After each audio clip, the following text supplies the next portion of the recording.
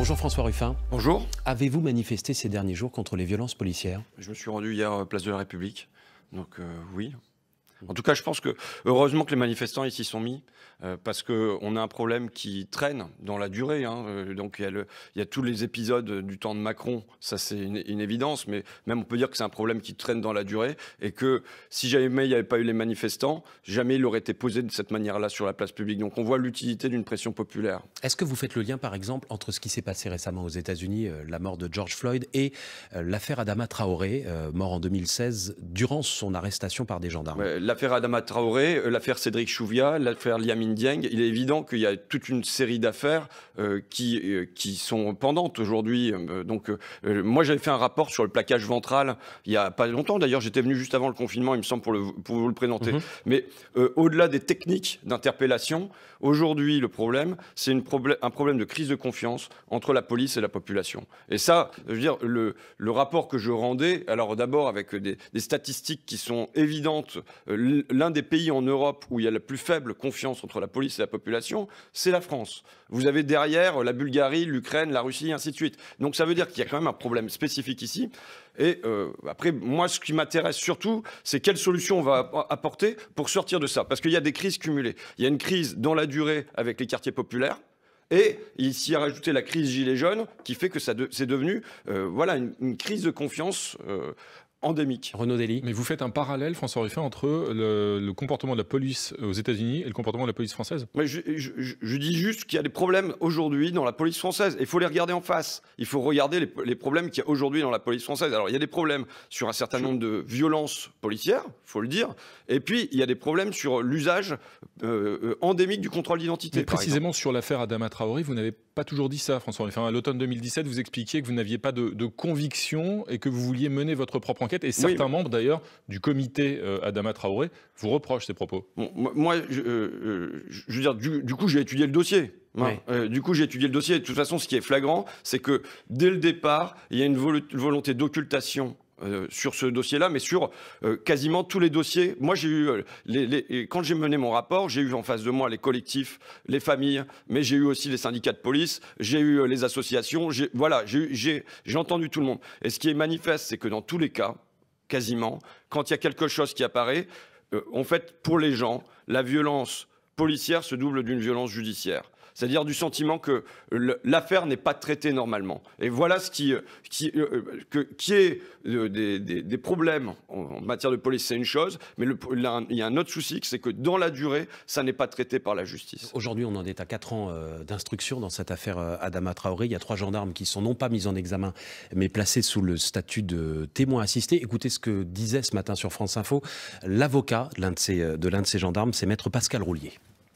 Il n'y a que dans la famille Traoré et dans les comités de soutien qu'il y a un doute sur ce qui s'est passé, ou contrairement à la réalité, contrairement aux données acquises de la science, contrairement au rapport d'expertise, les gendarmes sont injustement accusés de choses qui ne sont pas exactes. Et puis on a convoqué le tribunal médiatique, le monde politique, le monde artistique pour essayer de peser sur nos juges d'instruction indépendants. Quand vous dites qu'il y a une volonté d'occultation dans cette affaire, François Ruffin, ça veut dire quoi? Moi, je parle de cette affaire et je parle des affaires en général. Je pense que je vais faire des propositions. Je pense que là, il ne faut pas se concentrer strictement sur un cas. On a un cas. C'est celui qui est mis en avant aujourd'hui dans les manifestations et même dans celle à laquelle vous avez participé hier soir. Il y a un cas qui est devenu emblématique, mais il y a aujourd'hui, vous savez, on en arrive. Il faut reprendre ne serait-ce que la chronologie de la dernière année. Quand on a des lycéens qui sont mis genoux à terre avec les mains sur la tête et ainsi de suite, c'est une image qui est choquante et qui n'a pas de sanction derrière du ministère de l'Intérieur. Quand on a, à propos des Gilets jaunes, 25 éborgnés, 5 mutilés, plus de 300 crânes qui sont ouverts et que derrière, il y a un silence du ministère de l'Intérieur. Quand on a Steve Canisso à Nantes qui décède dans la Loire et que derrière, il y a un silence du ministère de l'Intérieur. Quand on a Cédric Chouviat et que derrière, il y a un silence du ministre de l'Intérieur, qu'il n'y a pas de décisions qui sont prises, on a un problème là qui fait que il faut se demander comment on va résoudre la crise de confiance. Il ne s'agit pas de dire que toutes les interpellations policières se passent mal, mais il s'agit aujourd'hui, moi, ce qui m'intéresse, si je suis à votre micro, c'est de venir proposer des pistes précisément de sortie. précisément, vous dénoncez le silence du ministre de l'Intérieur, mais ces derniers jours, il ne s'est pas tu et il a pris des décisions. Il a notamment annoncé la suspension systématique en cas de soupçon avéré d'acte ou de propos racistes des policiers, et puis l'interdiction de la technique dite d'étranglement lors des interpellations.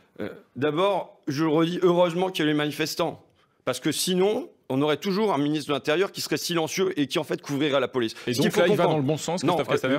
Écoutez, c'est des petits pas, pour l'instant, c'est de la cosmétique. Pourquoi ? Parce qu'il n'a pas dit qu'il y aurait des sanctions quand il y aurait des propos racistes, il a dit que des sanctions seront envisagées. Il y a des suspensions le temps de l'instruction, justement. Ça sera envisagé. À ces propos voilà, et le deuxième chose, c'est sur la clé d'étranglement, le plaquage ventral et tout ça, ça peut aller dans le bon sens. Maintenant, il faut voir que ce n'est pas avec une mesure technique qu'on va résoudre la difficulté centrale. Et je le dis, moi, pour le bien de la police comme pour le bien de la population. C'est-à-dire, moi, je ne souhaite pas qu'il y ait une guerre dans ce pays entre la police et la population. Maintenant, ça veut dire qu'il faut qu'il y ait moi, ce qui m'intéresse, c'est moins le marteau que le bras qui tient le marteau. Et le bras, il ne doit pas laisser le marteau s'agiter. Il doit y avoir un commandement qui est au ministère de l'Intérieur qui dit quelle police on veut aujourd'hui dans le pays. Je vais prendre un truc. Un problème central en France, c'est l'usage du contrôle d'identité. C'est l'usage du contrôle d'identité qui a deux caractéristiques particulières par rapport aux autres pays européens qui nous entourent.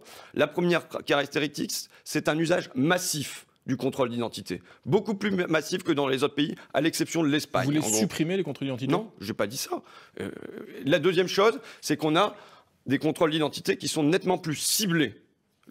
Jacques Toubon, le défenseur des droits, disait que c'était grosso modo 20 fois plus sur une personne qui va être typée plutôt que sur Renaud ou François. C'est quand même problématique. Donc on a ces deux caractéristiques-là. Et aujourd'hui, le problème, c'est que le contrôle d'identité est considéré dans la police comme un acte anodin. Alors qu'en fait, c'est sans doute l'acte qui fragilise le plus la confiance. Donc on fait quoi sur les contrôles d'identité ? À minima, il y a le récépissé. Mais surtout, ça n'est pas un acte anodin. Ça veut dire que dans la formation policière, on ne considère pas que le truc de base à faire en permanence, c'est le contrôle d'identité et du contrôle d'identité ciblé. Les Allemands ont mis en place toute une réflexion, par exemple, dans leur police, pour dire qu'il faut avoir une réflexivité sur qui on va contrôler, qu'on ne contrôle pas comme ça tous azimuts, et que ça n'est pas un acte anodin. C'est l'acte qui, sans doute, détruit le plus la confiance. Pourquoi ? Parce que ce sont des gens qui se baladent. Je ne sais pas si vous avez déjà eu l'expérience, mais même quand on n'a rien à se reprocher, on cherche ce qu'on a à se reprocher et on se sent mal à l'aise. Vous êtes déjà fait contrôler ? Oui, bien sûr. Dans votre vie d'avant ? Dans ma vie d'avant. Avant d'être connu, je veux dire. Et j'ai eu des contrôles dont je peux dire qu'ils ont été désagréables et j'en ai rendu compte dans mes livres. Donc voilà, bon, moi j'ai cette chance-là et on voit bien que ce que je peux avoir à subir, c'est juste rien par rapport à ce que l'alerte qui peut être mise. Maintenant, voilà, le contrôle d'identité n'est pas un acte anodin. Et ça pose la question de la formation de la police. Une question centrale, puisqu'il n'y a quasiment pas de formation continue. Les policiers le disent, les syndicats de policiers le disent, il n'y a pas de formation continue. Le ministère de l'Intérieur avait baissé les crédits à la formation dans le dernier budget. Et la formation initiale, elle est diminuée. Elle est raccourcie à partir de la rentrée. Oui. C'est quand même dingue. Donc là se pose, et surtout, à quoi on va former ? Moi, je pose la question du modèle d'autorité. Quel est le modèle d'autorité qu'on véhicule dans la police ? Est-ce que c'est un rapport de supériorité en un sens « j'incarne la loi » ou c'est un rapport d'abord de citoyen à citoyen et ensuite on voit s'il y a quelque chose à reprocher. L'état d'urgence sanitaire va s'achever dans tout juste un mois en France. La mesure sera adoptée ce matin au Conseil des ministres. C'est une bonne nouvelle ? Oui, c'est une bonne nouvelle qu'on puisse reprendre une vie plus normale et qu'il y ait un certain nombre de mesures qui soient levées. Oui, ça me paraît plutôt être une bonne nouvelle. Ouais. Hier, Christophe Castaner, le ministre de l'Intérieur, a eu des mots qu'on peut juger assez étonnants sur la tenue des manifestations ces derniers jours. Il a dit qu'il comprenait que l'émotion en ce moment dépasse les règles juridiques. Ça veut dire que le droit de manifester est à nouveau un droit en France aujourd'hui ? Heureusement, moi de toute façon, j'étais très heureux en toute honnêteté que dès le 11 mai au soir, moi je me trouvais sur un petit rassemblement à Abbeville pour dire il n'y a pas de raison, en respectant les gestes barrières, en respectant le maître, en portant le masque et ainsi de suite. Mais ça va, la démocratie confinée et qui se passe par Zoom et par Skype, ça va un moment. Mais un moment, si on veut pouvoir agir dans la société, ça doit passer quand même par des modalités où on se voit les uns les autres et on a le droit de récupérer la rue, quoi. Donc si la manif pour tous demain veut redescendre dans la rue, elle est la bienvenue, elle aussi. Bah, bien sûr, moi je ne fais pas de tri. La rue est à tout le monde. Je suis pour la liberté d'expression, de toutes les expressions. Je ne vais pas faire le tri à l'intérieur de ceux qui ont le droit de manifester et ceux qui n'auraient pas le droit parce qu'ils me plaisent ou parce qu'ils ne me plaisent pas. Renaud Dely. Vous publiez un livre, François Ruffin, qui s'appelle Leur folie, nos vies, le journal de l'après, dans lequel vous êtes très critique sur la gestion de la pandémie par le gouvernement, et notamment vous dénoncez son manque d'anticipation, son manque de préparation pour ce qui concerne notamment les masques et l'approvisionnement en masques. Aujourd'hui, la France se retrouve dans un état de surproduction avec des dizaines de millions de masques en tissu en trop. Les Français ne les achètent plus, les commandes publiques n'ont pas lieu. Qu'est-ce qu'on fait? Est-ce que l'État doit racheter ces commandes? Normalement, c'est une évidence qu'on devrait avoir. Il faut une régulation du commerce international et on voit à quel point là, il n'y en a pas sur un truc tout bête comme le masque. C'est-à-dire qu'on a détruit notre base industrielle qui nous permettait d'en produire. On n'a pas été fichu de garder un minimum. On a déshabillé la France, elle s'est retrouvée à poil et on a vu ce que ça donnait. Sauf que là, en un mois et demi, on en a produit des dizaines de millions qui finalement, en France, qui finalement ne sont pas utilisés. Avec retard. Donc, bon. Et surtout, là, maintenant, évidemment, que normalement, on devrait avoir des quotas d'importation, par exemple, et qui disent que d'abord, on écoule les stocks de production locale et on réserve, par exemple, je dis ça, un chiffre un peu au pif, mais on réserve 20% de la consommation locale de masques pour la production locale. Et on ne se dit pas qu'on repart à aller produire 100% à l'étranger. Vous savez, moi, ce que j'analyse à travers mon bouquin, j'ai compris mon bouquin à la fin de l'écriture. C'est aujourd'hui, on vit quoi? On vit une crise de direction. C'est-à-dire que on a aujourd'hui besoin, le cœur de la tragédie que je pense nous vivons tous, le fond de notre conscience, c'est le réchauffement climatique. Et on devrait être dans une économie de guerre écologique. En se disant... Qui nécessite de rétablir les frontières, si je me souviens. Il faut cesser d'importer. Non, vous savez, c'est l'un des outils. C'est l'un des outils. Les frontières et le protectionnisme. Mais il ne s'agit pas d'être dans le libre-échange ou l'autarcie. Pendant des dizaines d'années, voire pendant des siècles, on a eu une régulation du commerce qui permettait qu'il y ait des échanges, mais que ça ne soit pas tout ouvert. Eh bien, il faut retrouver ça, une certaine régulation des échanges. Maintenant, quand dans un... Y compris à l'intérieur de l'Europe? Oui, potentiellement, oui. Donc on limite aussi les échanges avec nos voisins allemands, par exemple? Non, mais c'est un problème secondaire aujourd'hui, mais c'est un problème qui peut se poser. Mais en tout cas, aujourd'hui, par exemple, sur le vêtement, oui. Puisque c'est le cœur du truc, vêtements, aliments, médicaments. Ça doit être les trois piliers sur lesquels on recrée une base industrielle et où on ne se met pas en dépendance à l'égard des pays, notamment d'Asie. Mais ça, quand on est en Picardie, qu'on a vu nos cathédrales être bâties sur le textile et que, encore en 1974, on a un pic de production dans le textile en Picardie en 1974 et qu'en 10 ans, on démolit toute base productive dans la matière parce qu'on signe des accords de libre-échange tous azimuts, on voit très bien le rapport de causalité. Et vous dites aux consommateurs, François Ruffin, que les consommateurs français doivent être prêts à payer plus cher leur textile, leur alimentation. Il faut payer plus cher demain. Oui, en partie. Mais si c'est produit en France. Ça sera quelque chose. Oui, bien sûr. Y compris dans la situation de crise sociale qui commence, des gens qui perdent leur emploi, etc. En toute honnêteté, Monsieur Dely, je trouve que c'est un faux argument. Parce que le coût de la main-d'œuvre à l'intérieur du produit final, il est négligeable. Ça va faire une augmentation de 1 à 2%. C'est pas un faux argument pour les consommateurs, pour les clients. Ça va faire une augmentation qui est tout à fait négligeable. Aujourd'hui, quand le gouvernement avait supprimé en 2017 les 5 € sur les appels, les allocations logement, le groupe La France Insoumise s'était insurgé en expliquant que 5 €, c'était effectivement très lourd pour certains ménages modestes. La question, c'est pourquoi faire? Aujourd'hui, en tout cas, vous ne pouvez pas laisser l'aliment, le médicament, les vêtements, le textile, aux mains seulement du marché. La question qu'il faut poser, c'est dans quelle direction on veut aller. Aujourd'hui, on va droit dans le mur écologique, on le sait. Qu'est-ce qu'on fait? On agit ou bien on continue à laisser aller la main invisible du marché? Vous savez, moi j'ai compris ce qui se passait dans cette crise. Pourquoi ils n'étaient pas capables de produire des masques, pourquoi ils n'étaient pas capables de produire des surblouses, et pourquoi ils n'étaient pas capables de produire des médicaments. Quand j'interroge Agnès Pannier-Runacher, secrétaire d'État à l'industrie, et je lui demande, voilà, il y a un manque d'hypnovel, il y a un manque de curare, est-ce qu'on sait si Sanofi a modifié ses lignes de production en France ou en Europe? Elle me répond, on peut faire confiance à Sanofi. Non, on peut faire confiance à Sanofi pour faire du profit.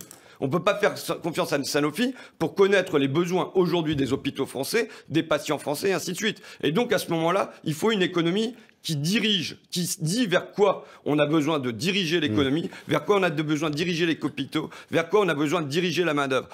C'est ce qu'a fait les États-Unis pendant la Deuxième Guerre mondiale.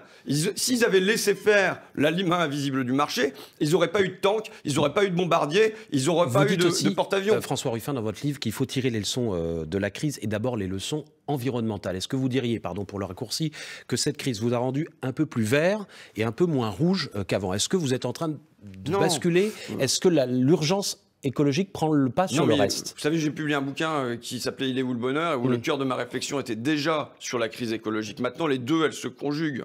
Les deux se conjuguent absolument. Moi, j'ai un slogan. L'urgence planétaire prend pas le pas sur le reste. Mon slogan, c'est consommer moins, répartir mieux.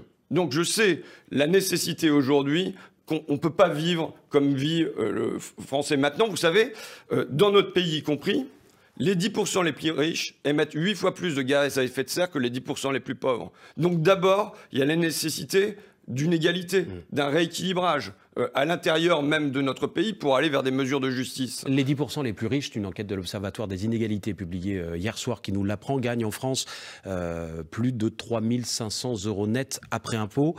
Ça veut dire que vous en faites partie vous aussi? Oui, avant reversement aux associations, oui, tout à fait. Mais vous continuez à reverser une partie de votre indemnité de député. Oui, mais c'est pas le souci. Moi, j'ai pas le problème de dire qu'il y a des mesures qui doivent être mises en œuvre et qui me touchent et qui vont toucher ma famille et ainsi de suite.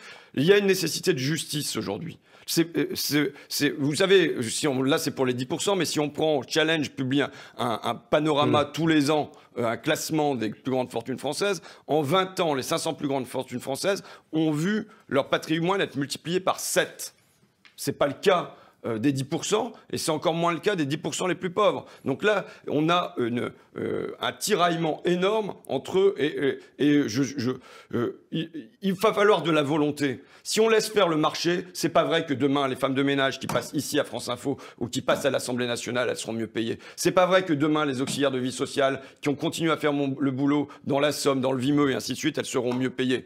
Le marché produit de l'injustice. Donc moi, ce que je dis simplement, c'est qu'il faut une direction qui régule le marché. Il faut de la régulation sur le marché. Vous nous dites, François Ruffin, arrêtons avec la main invisible du marché, ça ne marche pas. C'est exactement l'inverse qu'on est en train de faire aujourd'hui en France et dans une grande partie des pays. L'État a cassé sa tirelire. Il va de plan d'urgence en plan d'urgence pour sauver les filières les unes après les autres. Il s'endette massivement. Finalement, c'est ce que vous réclamiez? Non. D'abord, que le capitalisme, quand il est en danger, il appelle à la rescousse l'État, on y est habitué. La même chose s'est produit en 2008. Maintenant, c'est... vous savez, le fond de ma conscience, je le dis franchement, c'est qu'est-ce que... Je vais le dire comme ça, mais quel monde de merde on va laisser à nos enfants? Là, on sait que le réchauffement climatique, il a continué pendant la pandémie. On vit une année supplémentaire qui est l'une des plus chaudes. La Sibérie, ils sont à plus de 30 degrés, il y a des incendies là-bas. Enfin bon, la situation, elle est tragique. On a une tragédie en cours. C'est qu'est-ce qu'on fait face à ça? Je me posais déjà la question en me disant on va droit dans le mur dans mon bouquin d'avant. Là, il se trouve que d'un seul coup, ça s'arrête. Vous êtes devenu décroissant, François Ruffin? Vous êtes pour la décroissance? Moi, je suis pour l'accroissant, comme il y a des agnostiques. C'est-à-dire que croissance zéro. Non, c'est-à-dire que j'ai sorti la croissance de mon champ de vision. Mais là, la décroissance, on y est. Moins 10% de PIB en 2020, non, mais, ça fait plusieurs millions de chômeurs en plus. J'ai pas dit que j'étais pour la décroissance, premièrement, monsieur Dely. Deuxièmement, je vous dis juste quelque chose, c'est qu'à partir des années 70, il y a une rupture. Il y a une rupture, c'est qu'à partir des années 70, la croissance n'est plus liée au niveau de bonheur, au bien-être et ainsi de suite. Il y a une cassure. Elle contribue à l'amélioration du niveau de vie. Le niveau de vie moyen a progressé. Eh bien, le niveau de vie... En France et pas seulement en France. Le niveau de vie, ça va être difficile de faire entrer parce que, je veux dire, on a tellement de la croissance. Le niveau de vie, à partir des années 70, il ne produit plus de supplément de bien-être. Et ça, c'est vrai. Dans tous les pays, à partir du moment où ils se sont développés, quand on atteint aux alentours de 20 000 $ par tête de pipe, de PIB, eh bien, il y a une décorrélation entre le niveau de bien-être et le PIB. Pourquoi? Parce qu'en fait, depuis le 19e siècle, il y a une supposition qui est que plus va être mieux. Mais votre analyse, elle est valable par exemple pour l'Afrique, l'évolution de l'Afrique depuis les années 70 ? Alors, je vous ai dit, Monsieur Dely, que c'est valable pour les pays développés. À partir de 15 à 20 000 $ par tête de pipe. Et je peux vous renvoyer des tas de rapports de l'ONU. Donc vive la croissance dans les pays pauvres, mais on l'arrête dans les pays riches. Et tout à fait. Et évidemment. Parce qu'au premier stade du développement, la croissance, elle va vers des besoins essentiels. En tout cas, elle peut être guidée vers ça, vers les hôpitaux, la santé, vers l'alimentation, vers l'éducation, vers un certain nombre de besoins essentiels. Et ensuite, ça devient quoi? Ça devient la 5G. Voilà. C'est avec des frigos connectés, vous pouvez avoir un décapsuleur aujourd'hui qui envoie une annotation à vos copains sur Facebook comme quoi vous venez d'ouvrir une bière. Croissance zéro, si la population augmente, ça marche pas. Il faut que la population arrête d'augmenter aussi. Je vous dis juste qu'aujourd'hui, la croissance ne doit plus être notre guide. Si la croissance est notre guide, de toute façon, on fonce dans le mur écologique. C'est tout. Donc aujourd'hui, la question, c'est pas la taille du gâteau. Le gâteau en France, il est assez gros. Il y a assez de richesse en France. On n'a jamais été aussi riche. La question aujourd'hui en France, c'est la répartition du gâteau. C'est est-ce que les 10%, les 1%, les 0,1%, parce qu'on sait que ça se concentre de manière pyramidale au sommet, ils chopent une plus grosse part du gâteau, ou bien est-ce qu'ils la répartissent? Mais aujourd'hui, on a largement de quoi, en France, remplir les besoins nécessaires. C'est pour ça que, par ailleurs, mais bon, là, vous m'entraînez sur des trucs, mais aujourd'hui, il faut deux économies. Il faut une économie des besoins et il faut une économie des désirs. L'économie des désirs, elle peut être réglée par la main invisible du marché, qui est en fait une main très guidée par les industriels et les publicitaires. Et vous avez une économie des besoins, l'éducation... C'est les services publics. La santé, ça existe, et par exemple l'alimentation. Je pense qu'il faut une sécurité. Nationaliser tout le secteur agroalimentaire. C'est pas de nationaliser. Il n'y a pas besoin de nationaliser pour dire qu'il y ait une garantie minimum, une sécurité sociale de l'alimentation qui permette d'avancer vers ça. En revanche, là, je vous demande de faire la différence entre économie dirigée et économie nationalisée. Les États-Unis, pendant la Deuxième Guerre mondiale, avaient une économie dirigée et ils l'ont dirigée vers un certain nombre d'objectifs. La production de porte-avions, de tanks et ainsi de suite, ça n'était pas une économie nationalisée. Et aujourd'hui, il y a de la même manière, dans la tragédie climatique qui est en cours, la nécessité d'être capable de diriger notre économie sur un certain nombre d'objectifs majeurs. La transformation de l'agriculture, la transformation de l'industrie, la transformation de l'énergie, la transformation des transports. Il nous reste 20 secondes pour un sujet qui vous tient à cœur. François Ruffin, le Conseil d'État a suspendu la relégation de votre club de cœur, Amiens, qui devait logiquement, si le championnat avait été arrêté, descendre en Ligue 2. Tout ça va se poursuivre. La Ligue professionnelle de foot dit que c'est pas gagné. C'est David contre Goliath. Le foot aussi, parfois, il faut se battre.